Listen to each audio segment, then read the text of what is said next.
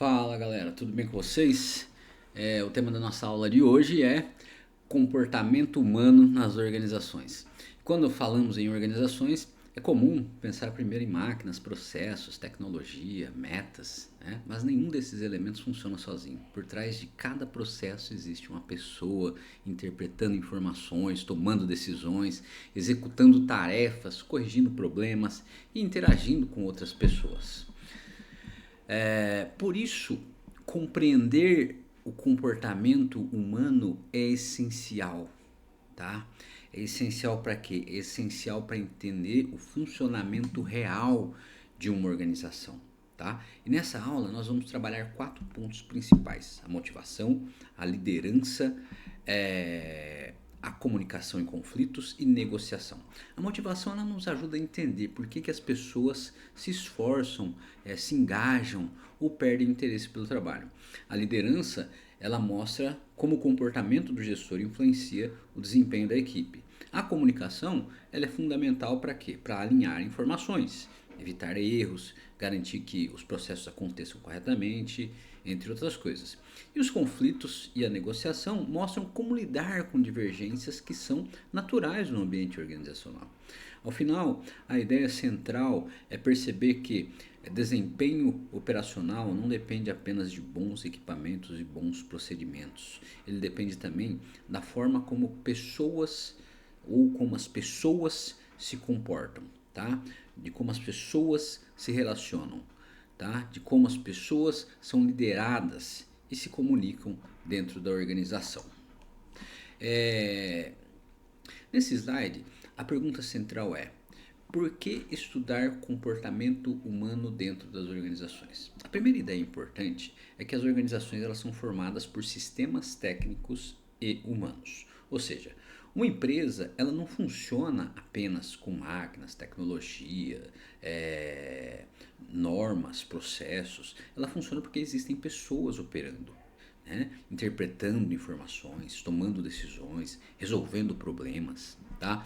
O segundo ponto é que os processos dependem de pessoas. Mesmo quando um processo é bem desenhado, ele precisa ser executado por alguém. Uma instrução de trabalho, por exemplo, ela só gera resultados se for compreendida e aplicada corretamente pelo colaborador. Depois, temos um impacto direto em produtividade, qualidade e segurança. O comportamento humano interfere em todos esses indicadores. Uma equipe atenta, treinada, comprometida, ela tende a cometer menos erros, cumprir melhor os procedimentos, contribuir para um ambiente mais seguro. Por fim, é importante lembrar que desempenho vai além da técnica. Ou seja, ter equipamentos modernos, softwares, indicadores e métodos de controle é essencial, mas não é suficiente. Se as pessoas não estiverem engajadas, bem lideradas e bem comunicadas, o resultado operacional pode ser prejudicado. Tá? Então, estudar comportamento humano é entender que a eficiência de uma organização ela depende da integração entre tecnologia, processos e pessoas. Tá? Vamos lá. Nesse slide, vamos reforçar uma mudança importante na forma de enxergar as pessoas dentro da organização. Durante muito tempo, os trabalhadores eles foram vistos principalmente como mão de obra, tá? Ou seja, como alguém que executava tarefas, seguia ordens e ocupava um posto de trabalho. Essa visão ela é limitada, por quê? Porque ela reduz a pessoa a apenas a capacidade de produzir. Na visão mais moderna de gestão de pessoas, como destaca o próprio Chiavenato, as pessoas passam a ser vistas como parceiras da organização. O que isso significa? Significa que elas não entregam apenas esforço físico, elas entregam também conhecimento, habilidades, experiências, ideias e competências. E esse ponto ele é muito importante para a engenharia de produção, especialmente, que é o foco da nossa aula. Tá? Uma máquina ela pode ser comprada, um software pode ser instalado, um procedimento ele pode ser padronizado, mas o conhecimento prático de uma equipe, a capacidade de resolver problemas e o comprometimento com os resultados precisam ser construídos ao longo do tempo. Quando a organização trata as pessoas como parceiras, ela estimula a participação, ela estimula o comprometimento, a responsabilidade. Então, o colaborador ele deixa de ser apenas alguém que cumpre tarefa e passa a ser alguém que contribui para melhorar o processo. Por isso, o valor humano se torna um diferencial competitivo.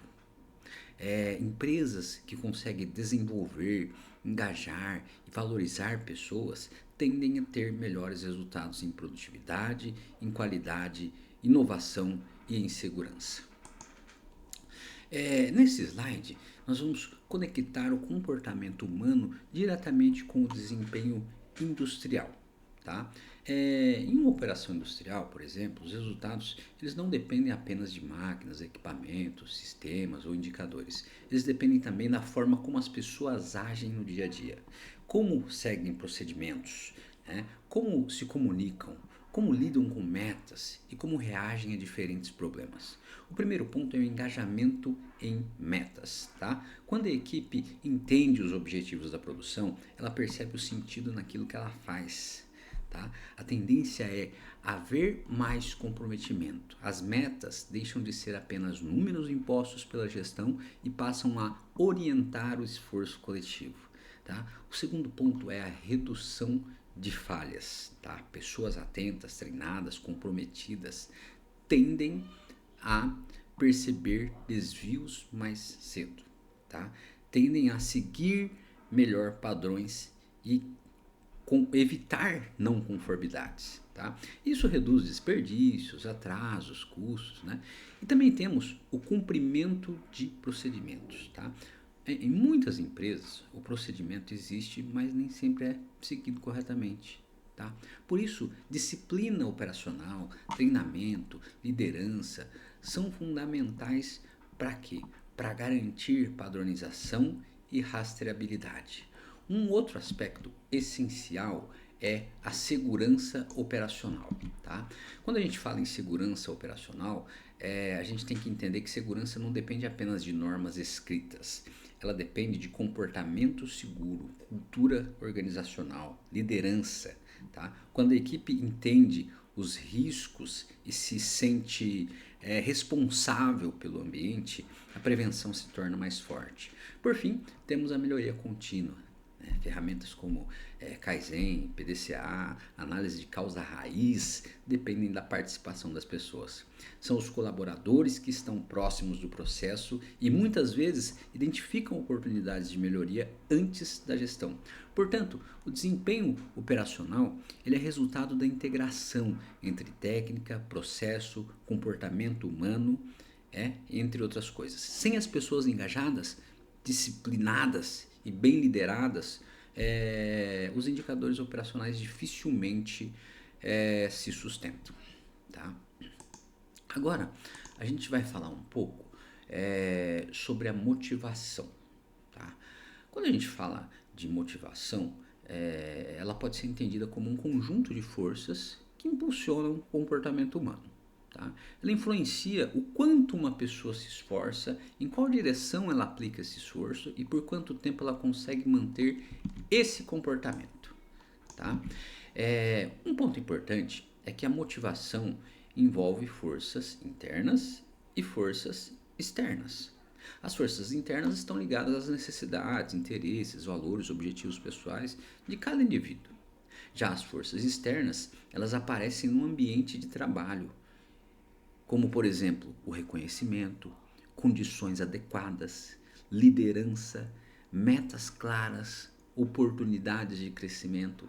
Por isso, não podemos dizer que o gestor simplesmente dá motivação ao colaborador.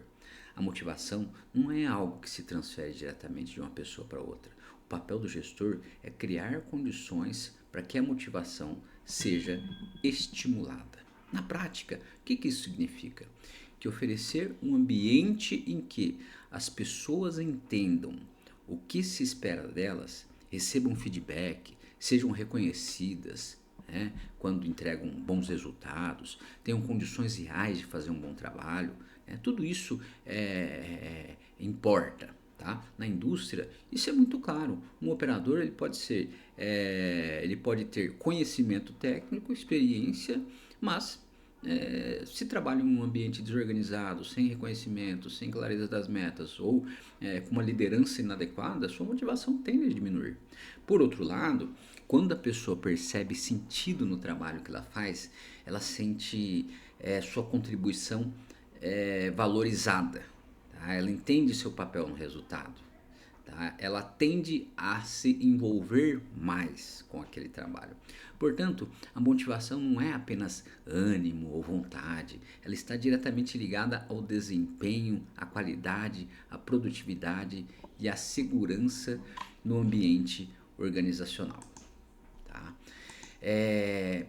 Nesse slide, nós vamos trabalhar a relação entre necessidades humanas e motivação, usando como referência a hierarquia de necessidade de Maslow, tá?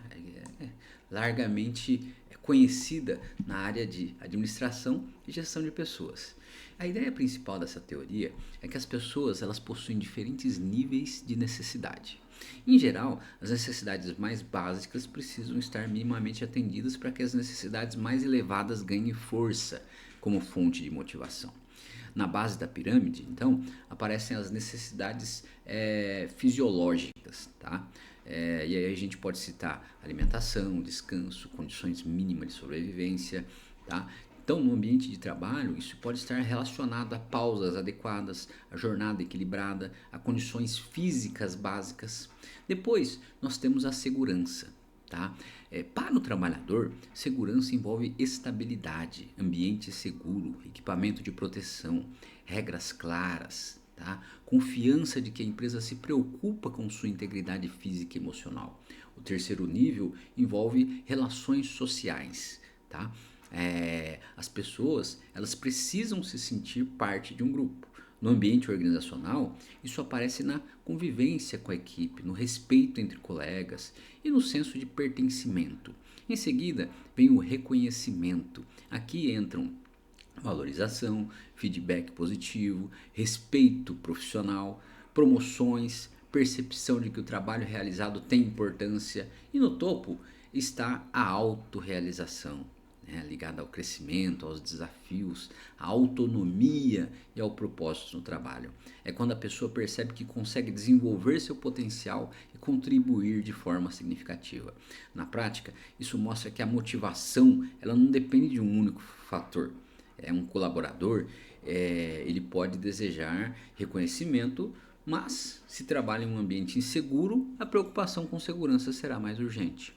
Da mesma forma, oferecer desafios de crescimento e outras coisas pode não funcionar se as condições básicas de trabalho não estiverem adequadas. Tá? Então, para o gestor, a principal lição é observar o contexto da equipe. Pessoas diferentes podem estar motivadas por necessidades diferentes. E compreender isso ajuda a criar estratégias mais eficazes de engajamento, de desempenho. As pessoas são diferentes, as pessoas são complexas. Agora, vamos complementar essa discussão sobre motivação com a teoria dos 2 fatores de Herzberg. O que ele diz? A ideia central dessa teoria é que existem fatores que evitam a insatisfação e fatores que realmente geram motivação. Por isso, a frase do slide resume bem: nem tudo que satisfaz motiva. Né? Do lado esquerdo, nós temos fatores higiênicos. Tá? Eles envolvem salário, benefícios, segurança no trabalho, condições físicas, tá?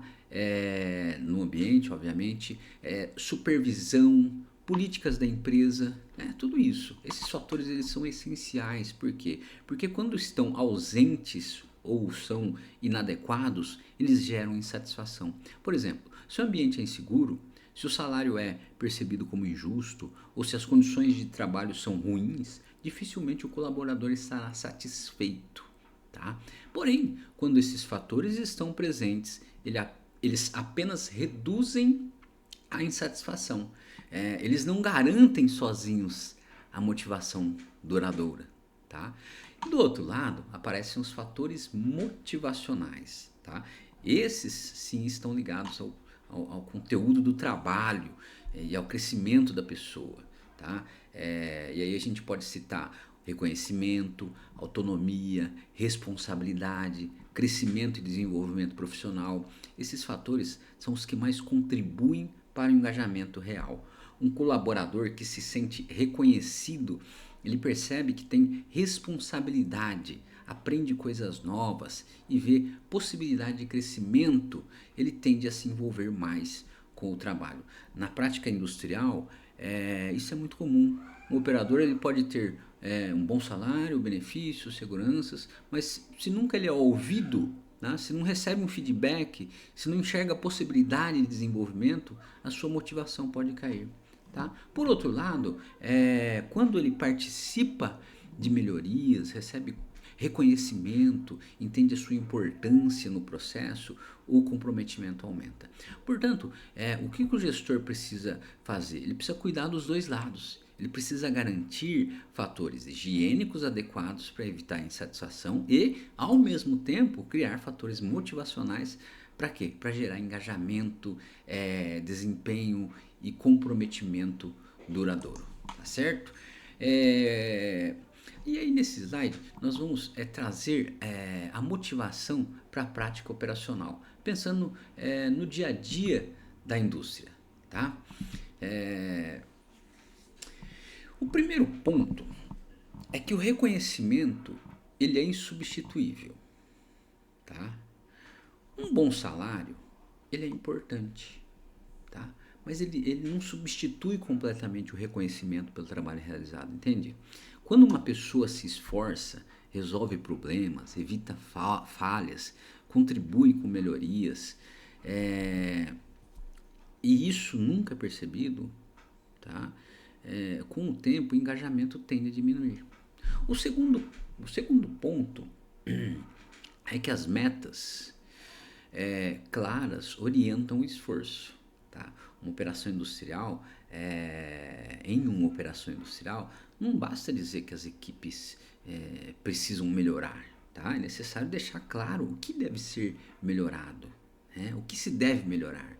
Produtividade, qualidade, segurança, redução de perdas, tempo de parada, cumprimento de prazo. Tá? Então, quando os indicadores são compreendidos pela equipe, o esforço fica mais direcionado.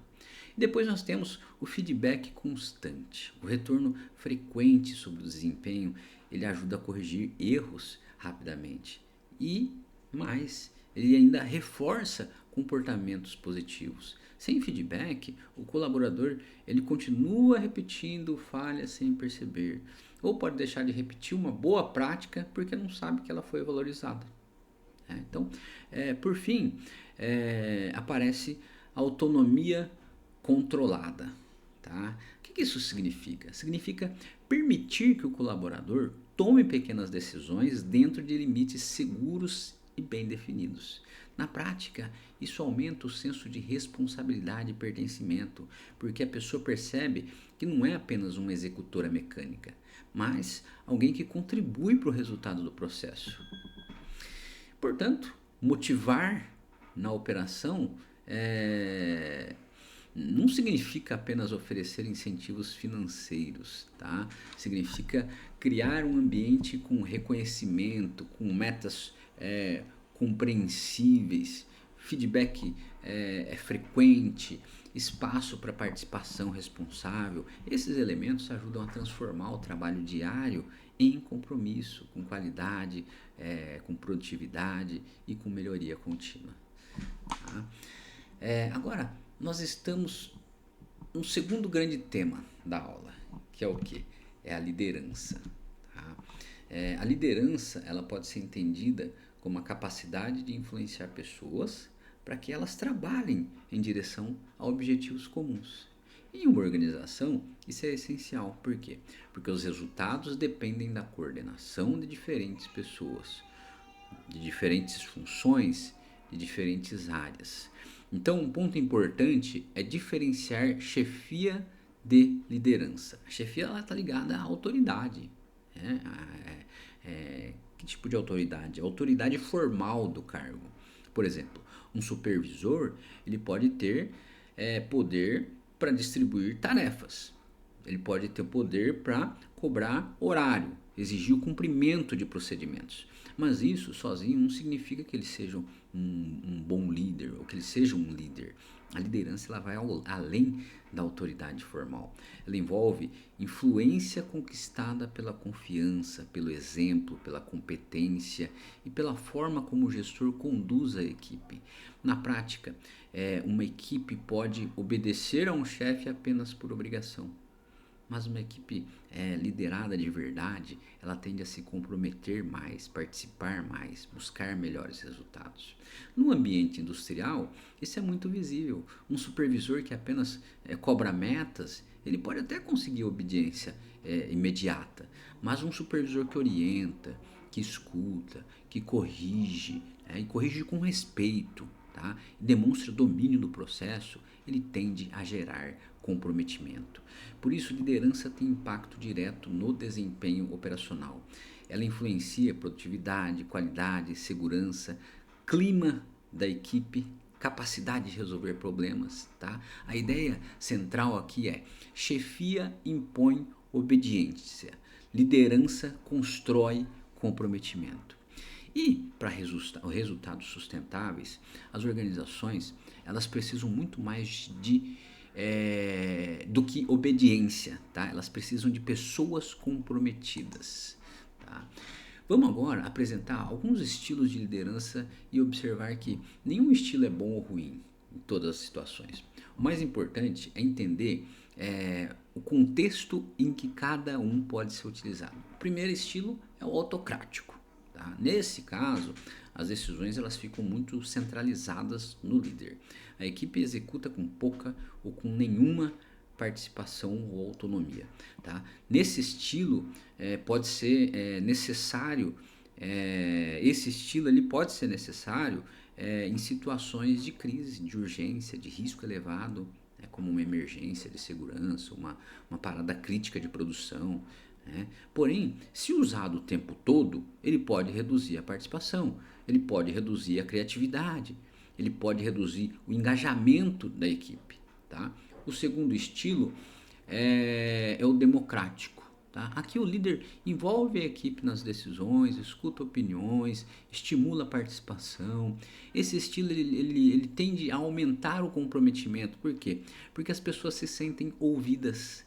Ele funciona muito bem com equipes experientes, com equipes maduras, mas ele pode ser mais lento quando a decisão precisa ser imediata. O terceiro estilo é o liberal. Tá? Nesse caso, quando a gente fala em estilo liberal, o líder ele dá bastante autonomia para a equipe e atua como um facilitador. Esse estilo ele pode funcionar quando os profissionais são altamente qualificados, quando eles são responsáveis, quando eles são autogerenciáveis. Porém, em uma equipe pouco preparada, pode gerar falta de direção, desalinhamento, perda de controle. Tá?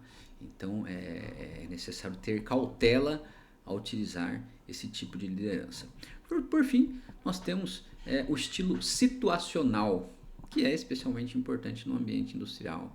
A ideia é que o líder ele se adapte, ou ele adapte a sua forma de conduzir conforme o contexto, conforme a urgência, conforme o risco e conforme a maturidade da equipe. Em uma situação de segurança, talvez seja necessário ser mais direto. Em uma reunião de melhoria contínua, pode ser melhor adotar uma postura mais participativa. Tá? Com uma equipe mais experiente, pode ser possível delegar mais. Portanto, o bom líder, ele não é aquele que usa sempre o mesmo estilo. Ele é aquele que entende a situação, ajusta a sua liderança para quê? Para alcançar resultados com responsabilidade, com segurança e com comprometimento. Tá? Vamos agora aprofundar a ideia de liderança situacional. Tá? O que é a liderança situacional? Tá? Quando a Quando a gente fala desse tipo de liderança, parte de um princípio simples. O líder eficaz, ele não usa sempre o mesmo estilo. Ele observa a situação, avalia a maturidade da equipe e adapta a sua forma de liderança conforme a necessidade do momento. Tá? No primeiro caso, nós temos a direção. Tá?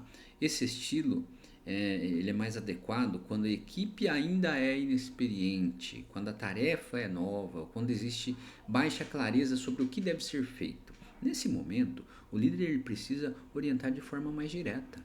Tá? Ele precisa explicar o procedimento, definir as prioridades e acompanhar de perto para garantir que os padrões sejam compreendidos. Pronto. Tá? No segundo caso, nós temos o apoio. Aqui, a equipe já conhece a tarefa, mas ainda pode ter insegurança, dúvidas, baixa confiança. Aí o líder precisa manter uma relação mais próxima. Tá? Escutar, incentivar, dar feedback, ajudar a equipe a ganhar segurança. Tá? No terceiro caso, é a delegação. Esse estilo ele funciona melhor quando a equipe é madura, competente, responsável. Nesse cenário, o líder ele não precisa controlar cada detalhe. Ele define objetivos, acompanha resultado e dá autonomia para que a equipe tome decisões dentro dos limites estabelecidos. Na prática industrial, isso é muito importante. Um operador novo em uma máquina nova, ele precisa de direção. Tá? Uma equipe que passou por mudança de processo pode precisar de apoio. Já uma equipe experiente e bem treinada, tá? Ela pode receber mais autonomia. Então, a liderança situacional, ela mostra que liderar não é repetir sempre o mesmo comportamento. É ajustar a abordagem conforme a tarefa, conforme o risco, conforme a experiência e conforme o momento da equipe. Tá? O objetivo é equilibrar a orientação, apoio, autonomia. Para quê? Para alcançar desempenho com segurança e com responsabilidade. Tá certo? Vamos agora relacionar a liderança com dois pontos fundamentais no ambiente industrial. Tá? A primeira ideia é que o líder precisa ter firmeza em normas críticas. Procedimento de segurança e padrões de qualidade não são negociáveis. Tá? Pronto, acabou. Tá? É assim que tem que ser. Tá? Quando uma norma existe para proteger as pessoas, evitar acidentes ou garantir qualidade do produto, o líder precisa ser consistente na cobrança. Tá? Mas essa firmeza ela não significa autoritarismo. Ela precisa vir acompanhada de abertura para ouvir problemas. Tá? Então, muitas vezes, quem está na operação percebe falhas, riscos, dificuldades, antes mesmo da gestão observar. Se a equipe tem medo de falar, pequenos problemas podem virar grandes incidentes. Tá? Então, a equipe ela tem que ter a liberdade de falar. Tá? Ela tem que ter a liberdade de dar a opinião dela, mostrar a posição dela. Tá?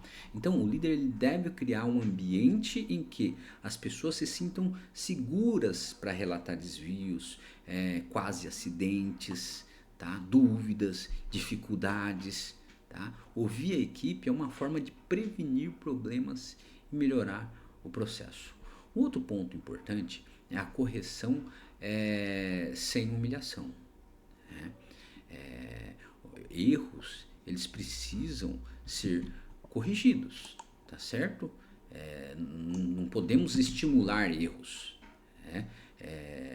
Aliás, até podemos estimular erros, desde que estejam sob controle. Tá? Então, os erros eles precisam ser corrigidos, principalmente quando envolvem segurança e qualidade. Mas a correção ela deve focar no comportamento, no procedimento, na melhoria, não na exposição da pessoa. Quando o colaborador ele é humilhado, ele tende a esconder erros. Quando ele é orientado com respeito, ele tende a aprender. Tá? Por fim, eu acho que vale a pena destacar que o exemplo define a cultura. Tá? O comportamento do supervisor ou líder ele é observado o tempo todo pela equipe. Se o líder exige o uso de EPI, mas ele mesmo não usa corretamente, a regra perde força.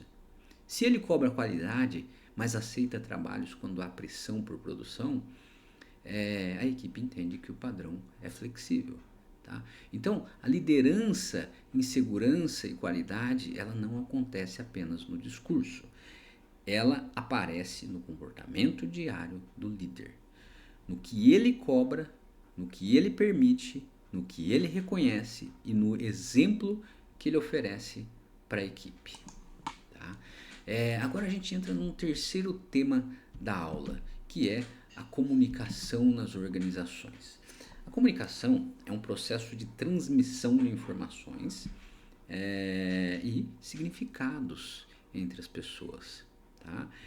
E não só entre as pessoas, entre as equipes, entre os departamentos, tá? Mas é importante destacar, comunicar não é apenas falar ou enviar mensagem. A comunicação, ela só é eficaz quando o receptor compreende corretamente aquilo que foi transmitido. Tá? No ambiente organizacional, a comunicação ela pode ser formal ou informal. Tá? A comunicação formal ela ocorre por canais oficiais, como reuniões, e-mails, comunicados, ordens de serviço, tá? Procedimentos e relatórios. Tá? Já a comunicação informal ela acontece nas conversas, no dia a dia, nos corredores, nos grupos de trabalho e nas interações espontâneas entre colegas. Tá? Também podemos observar diferentes direções da comunicação. Ela pode ser uma comunicação vertical, quando ocorre entre chefia e subordinados, e pode ser horizontal, quando ela acontece entre pessoas do mesmo nível hierárquico. Tá? E por fim, ela pode ser na diagonal também, né? Quando envolve áreas ou níveis diferentes da organização. Um grande desafio é que a comunicação está sujeita a ruídos. O que é ruído? Ruído é qualquer fator que distorce a mensagem. Tá? E esse fator ele pode partir de você, ele pode partir do receptor, ele pode partir da dificuldade de interpretação do receptor, ele pode depender do momento do receptor, ele pode, por incrível que pareça, depender até da velocidade na qual o receptor escuta a sua mensagem. Tá? Notem que a mensagem, quando você escuta no WhatsApp, por exemplo, a mensagem na velocidade 1 pode ficar diferente quando você coloca ela na mensagem na velocidade 2. Tá? Isso pode distorcer a percepção do receptor. Tá? Então, o grande desafio da comunicação é evitar esses ruídos. Tá? Ruído é qualquer fator que distorce a mensagem. Tá? Então, pode ser uma linguagem técnica mal compreendida, uma instrução incompleta, uma falha no canal, uma interpretação equivocada, ou até um clima de tensão entre as pessoas, um momento ruim entre as pessoas. Tá? Na indústria, isso pode ter consequências sérias. Uma orientação mal compreendida, ela pode gerar retrabalho, atraso, falha de qualidade ou até acidente. Por isso, a comunicação ela precisa ser clara, objetiva e confirmada. Tá? A ideia principal é que a comunicação eficaz não é apenas transmitir a informação, é garantir que a mensagem foi entendida corretamente, que todos estejam alinhados para agir da forma esperada. Tá? Vamos agora relacionar a comunicação com a eficiência operacional. Tá? No ambiente industrial, a comunicação ela não é apenas uma questão de relacionamento, ela é uma ferramenta de controle, de padronização, tá? De prevenção de erros. Tá? Então, o primeiro ponto são os procedimentos operacionais. O que eles fazem? Eles orientam como determinada atividade deve ser realizada. Tá? Quando são claros, acessíveis e bem comunicados, eles ajudam a garantir que todos executem as tarefas da mesma forma. Tá? Fazendo o quê? Reduzindo variações, aumentando segurança, entre outras questões. Tá? Depois, nós temos as instruções de trabalho. Elas detalham o passo a passo da atividade. Tá? tá? O passo a passo da atividade específica, tá? Especialmente aquelas mais críticas ou de maior risco. Uma instrução mal compreendida, ela pode gerar algum erro de execução, perda de qualidade, exposição a risco, tá? Um outro ponto essencial é a passagem de turno, tá? Em operações contínuas, a troca entre equipes ela precisa ser muito bem estruturada. Informações sobre paradas, anomalias, ajustes, pendências, riscos precisam ser transmitidas com clareza. Quando isso não acontece, o turno seguinte pode repetir erros ou tomar decisões com base em informações incompletas. As ordens de serviço, elas também são um exemplo de comunicação formal. Elas registram demandas, responsabilidades, prazos, atividades executadas, e isso reduz dúvidas, melhora a rastreabilidade, tá? Evita que tarefas importantes fiquem apenas na comunicação verbal, tá? Por fim, nós temos a redução de variabilidade. Quanto mais clara e padronizada for a comunicação, melhor ou menor tende a ser a variação na execução dos processos. E isso é fundamental por quê? É fundamental para a qualidade, é fundamental para a produtividade, é fundamental para o controle operacional. Então, comunicar bem na indústria significa transformar informação em ação correta, tá? Garantir que as pessoas entendam o que deve ser feito, por que deve ser feito, tá? E quais cuidados precisam ser tomados. Legal? E aí, vamos agora falar sobre as consequências da falha na comunicação, tá?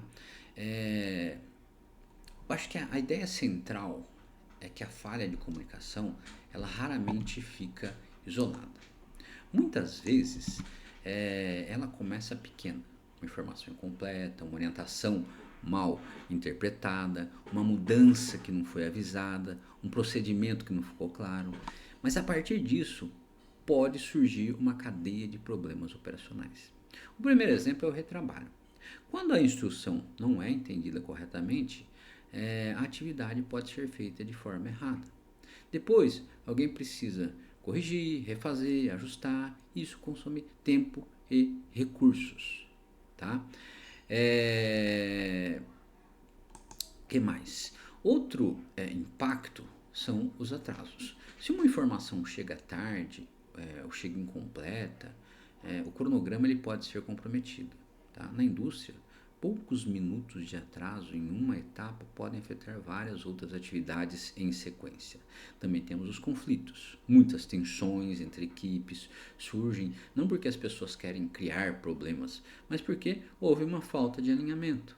Uma área entende uma coisa, outra área entende outra coisa, e isso gera cobrança, irritação, perda de cooperação. E aí, a consequência mais grave são os acidentes.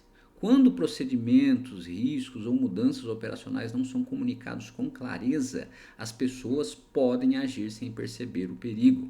Por isso, a comunicação também é uma questão de segurança. Tá? Então, comunicar bem não é apenas uma habilidade social, é uma necessidade operacional. Tá? Uma comunicação clara reduz retrabalho, evita atrasos, diminui conflitos, protege as pessoas. Em ambientes industriais, a qualidade da comunicação ela pode ser a diferença entre uma operação estável e uma sequência de falhas. Tá? Vamos agora tratar da comunicação durante mudanças organizacionais. Tá? Toda mudança ela gera algum grau de insegurança. Tá? Isso acontece porque as pessoas saem de uma situação conhecida e passam a lidar com algo novo. Tá? Um novo processo, uma nova tecnologia, uma nova meta, tá? Uma nova liderança, uma nova forma de trabalho. Tá? Então, o primeiro ponto é explicar o motivo da mudança. Tá? As pessoas tendem a resistir mais quando não entendem por que algo está sendo alterado. Quando a organização comunica as razões da mudança, os benefícios esperados e os problemas que precisam ser resolvidos, a resistência tende a diminuir. O segundo ponto é reduzir a insegurança. Tá? Em períodos de mudança, surgem dúvidas, surgem rumores. Tá? Por isso é importante comunicar o que muda, o que permanece e o que se espera de cada pessoa. A falta de informação costuma aumentar o medo e a desconfiança. Depois, nós temos o alinhamento de expectativas. Tá? O que é o alinhamento de expectativas? Então, a equipe ela precisa saber quais são os novos papéis, prazos, responsabilidades e resultados esperados. Sem esse alinhamento, cada pessoa interpreta a mudança de uma forma diferente. Tá? Outro ponto essencial é criar participação. Tá? O que isso significa? Quando as pessoas são envolvidas no processo, elas tendem a aceitar melhor a mudança e contribuir com sugestões práticas. Muitas vezes, quem está na operação consegue antecipar dificuldades que a gestão não percebe. Por fim, a comunicação ela deve apoiar a melhoria contínua. Né? Então a mudança ela não termina quando o novo processo é implementado. É preciso acompanhar, ouvir feedback, corrigir falhas. É preciso transformar a experiência em aprendizado. Tá? Portanto, em mudanças organizacionais, comunicação não é apenas informar uma decisão. É preparar as pessoas, reduzir inseguranças, alinhar expectativas, construir adesão para que a mudança realmente funcione. Tá? Agora, a gente entra no quarto tema da aula, que é conflito nas organizações. O primeiro ponto aqui, eu acho que é entender que conflitos eles são naturais. Tá? Eles são naturais até certo ponto. Tá? Em qualquer organização existem pessoas diferentes, áreas diferentes, interesses diferentes, pressões diferentes. Então, o conflito ele não deve ser visto como algo totalmente anormal. Tá? Na prática, os conflitos eles podem surgir por objetivos diferentes. Por exemplo, a produção pode querer velocidade, enquanto a qualidade pode exigir mais tempo para inspeção. Entendeu? A manutenção pode precisar parar uma máquina, enquanto a operação quer continuar. Então, podem surgir conflitos por recursos escassos. Tá? Tempo, orçamento, mão de obra, equipamento, prioridades que precisam ser divididas entre áreas. Tá? Quando todos precisam dos mesmos recursos ao mesmo tempo, as divergências aparecem. As divergências acontecem. Tá? Além disso, os conflitos eles podem ocorrer entre pessoas, equipes, departamentos. Tá? Podem ser conflitos individuais, como divergência entre dois colaboradores, conflitos entre turnos ou conflitos maiores entre áreas, como produção, manutenção, qualidade, logística, engenharia. Tá? Mas é importante destacar que o conflito não é necessariamente negativo. Quando bem gerenciado, ele pode trazer à tona problemas reais, gerar debate, melhorar decisão, estimular a inovação. Então, o problema não é o conflito em si. O problema é quando ele é ignorado, tratado de forma agressiva ou conduzido sem diálogo. Tá? Nesse caso, ele pode prejudicar o clima, reduzir a cooperação, afetar diretamente o desempenho. Então, a ideia central desse slide é a seguinte: conflitos fazem parte da vida organizacional. O que diferencia uma organização madura é a forma como ela administra essas divergências, como que ela transforma conflito em oportunidade de melhoria. Tá? Vamos observar agora como que os conflitos aparecem de forma muito concreta no ambiente industrial. A frase principal do slide é importante. As tensões entre áreas muitas vezes são estruturais. Tá? Isso significa que elas não acontecem necessariamente porque as pessoas querem criar problemas, mas porque cada área possui objetivos legítimos que podem simplesmente entrar em choque. Tá? Um exemplo clássico é o conflito entre produção e manutenção. A produção quer volume, quer ritmo, quer entrega. Já a manutenção precisa garantir a disponibilidade, a confiabilidade, paradas programadas. Se a máquina para, a produção perde o ritmo. Mas se a manutenção preventiva não acontece, o risco de falha aumenta. Entende? Então, a discussão ela é válida para os dois lados. Tá? Outro conflito comum envolve qualidade e prazo. Tá? A qualidade ela busca conformidade, controle, redução de defeitos. Né?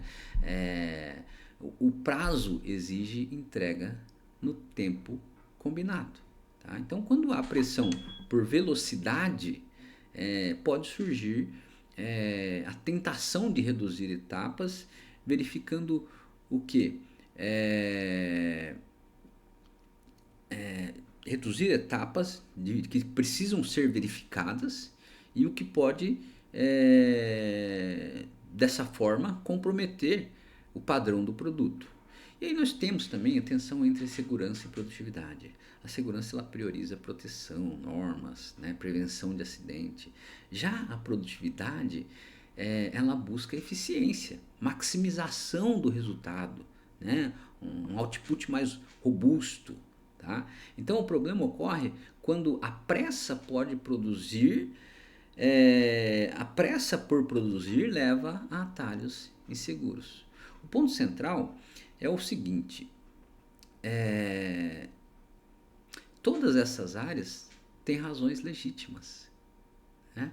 Então a produção precisa entregar, a manutenção precisa preservar os ativos, a qualidade precisa garantir conformidade, a segurança precisa proteger as pessoas e a produtividade precisa sustentar os resultados. Então, o papel do gestor não é simplesmente escolher um lado. O papel do gestor é equilibrar prioridades, negociar soluções, alinhar as áreas em torno do objetivo. Tá? Que objetivo? O objetivo maior da organização. Tá? Assim, os conflitos na indústria eles devem ser tratados com dados, com diálogo, com visão sistêmica. Quando eles são bem conduzidos, eles ajudam a revelar gargalos, tá? A melhorar processos, a tomar decisões mais equilibradas. Tá? Vamos tratar agora da negociação e gestão de conflitos. Tá? Como vimos, conflitos fazem parte da vida organizacional, tá certo? Então a questão principal é como eles são conduzidos. Quando o conflito é tratado com diálogo, método, ele pode gerar soluções melhores. Quando ele é tratado de forma emocional ou improvisada, ele pode gerar desgaste, resistência, perda de desempenho. Então o primeiro ponto é a escuta ativa. Tá? Antes de propor uma solução, o gestor ele precisa sentar, ouvir com atenção, tá? Escutar, né? Aquela coisa que se diz, né? O ouvido ele ouve, é uma coisa fisiológica, né? O escutar é o ato de prestar atenção, né? Então o gestor ele precisa ouvir com atenção, tá? Isso significa deixar a outra parte explicar o seu ponto de vista, sem interromper, sem julgar de imediato, ou tentando compreender, ou tentando adiantar o que a pessoa quer dizer. Tá? Então é tentar compreender o que realmente está por trás daquela demanda ou daquela reclamação. Depois é necessário identificar o problema real. Muitas vezes o conflito aparente não é a causa principal. Por exemplo, uma discussão entre produção e manutenção pode parecer falta de colaboração, mas o problema real pode ser a ausência de planejamento de parada, a falta de comunicação, a prioridade mal definida. O terceiro ponto é separar as pessoas do problema. Tá? Então, em vez de transformar o conflito em um ataque pessoal, o foco deve ser nos fatos, nos dados, nos interesses envolvidos. E isso faz com que se evite a defensividade, né? Facilita a construção de soluções, tá? Em seguida, nós temos a busca por uma solução, né? Uma solução ganha-ganha, vamos dizer assim. O objetivo da negociação não deve ser simplesmente uma área vencer a outra. O ideal é encontrar uma alternativa que atenda aos interesses principais das partes e preserve o resultado da organização. Por fim, é essencial formalizar acordos. Tá? Depois que a decisão é tomada, é preciso registrar responsabilidades, prazos, próximos passos. Isso evita conflito, né? Evita que novos conflitos voltem a acontecer. Tá? Então, negociar conflitos exige escuta, análise, equilíbrio, compromisso. Tá? Em ambientes industriais, essa habilidade ela é fundamental. Para quê? Para alinhar áreas, para reduzir tensões, para manter o foco nos resultados organizacionais. E aí, para encerrar a aula, esse slide ele resume a ideia central de tudo que discutimos. Tá? Pessoas executam os processos. Tecnologia e processos eles são fundamentais. Então, máquinas, sistemas, procedimentos, indicadores e métodos de controle, eles formam a estrutura da operação. Sem isso, a organização perde padrão, eficiência e direção. Mas a estrutura ela não funciona sozinha. Né? São as pessoas que interpretam informações, que tomam decisões, que executam atividades, que percebem desvios, que comunicam e fazem ajustes no dia a dia. Tá? Em outras palavras, é o comportamento humano que transforma a estrutura em resultado real. Então, a motivação ela é importante, ela influencia o esforço, o comprometimento e a persistência das pessoas diante das metas e dificuldades. A liderança também é essencial. Por quê? Porque ela orienta a equipe, define prioridades, reforça comportamentos adequados, né? Cria um ambiente de confiança e segurança e responsabilidade. Então, a comunicação ela sustenta o alinhamento. Sem comunicação clara, surgem erros, retrabalho, conflitos, atrasos, riscos operacionais. Tá? E a negociação ela ajuda a lidar com divergências. Tá? Divergências que são muitas vezes naturais na organização. Então, produção, manutenção, qualidade, segurança e prazo nem sempre têm as mesmas prioridades, tá? Elas precisam trabalhar de forma integrada.